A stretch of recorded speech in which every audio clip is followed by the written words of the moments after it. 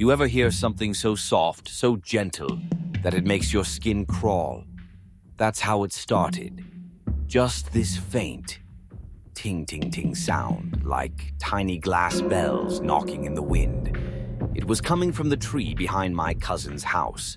I was staying there for a few weeks last fall, middle of nowhere, surrounded by woods so thick they swallowed the sun by late afternoon. Nothing but trees, fog, and silence, except for that chime. It wasn't there the first few days, but around the third night I noticed it. Light wind, crisp leaves, and that sound, ting-ting, ting. My cousin, Mark, acted like it was nothing. "Oh, that," he said, brushing it off. "Just some old wind chime. Been there for years." But he wouldn't look at me when he said it. I didn't press him. Not at first, but each night it got louder. Not the volume exactly, just closer. Like it was drifting toward the house, one breeze at a time. And the weirdest part? No matter how hard the wind blew or how still it got, that chime kept going. Always the same rhythm, like someone was playing it. I finally went to see it during the day. The tree was huge, gnarled, bark like burned skin, and there it was, the wind chime, hung way up, swaying from a branch that looked too dead to hold anything. It was made of glass and string and something else, feathers, or maybe bits of fur. I couldn't tell. I reached up, just to touch it, and the wind died. Completely. No sound, no birds. Just me, the chime, and this cold pressure behind my eyes, like something watching. I backed off, fast, and that night I slept with the window shut tight, blinds down. But it didn't help, because at 2:17 a.m., I heard it again. Ting, ting, right outside my window. That thing had moved. I woke Mark up, dragged him to the window, but when he looked, there was nothing there.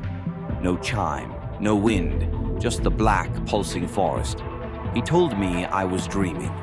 Maybe I was. I didn't sleep again, though. Next morning, I went to the tree, and the chime was gone. I asked Mark. He got quiet, said it wasn't funny, that it had to be a prank, but I could see it in his face. He was scared, real scared. I pressed him hard this time, and he finally cracked. The wind chime wasn't his, it had just appeared. One day, a few years ago, after a hiker went missing in the woods out back. Folks searched for days. All they found was a torn jacket and a map with a red X drawn on it, right where the tree stands. Mark never told anyone. Said he'd get these weird dreams if he looked at the chime too long. Dreams about walking into the woods, barefoot in the dark, following the sound of the chime. Every time, just before waking up, he'd see something behind him. Thin arms, hollow eyes, and the chime wrapped around its neck like a collar. That was the first night I saw it for myself. I was lying there, stiff, sweating. I hadn't slept, just waited. The air got heavy again. My breath felt thick. And then, ting, ting, from the hallway. I got up, quiet, creeping toward sound.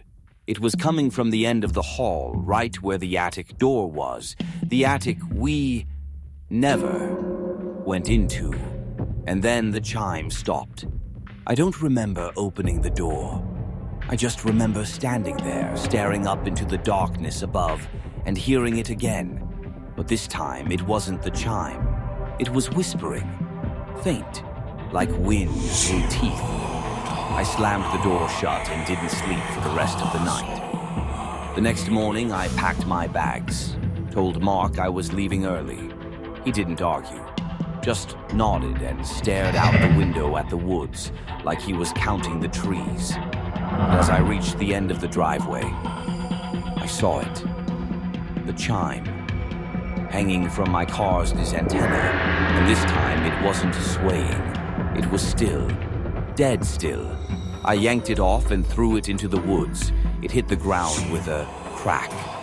Not like glass, like bone.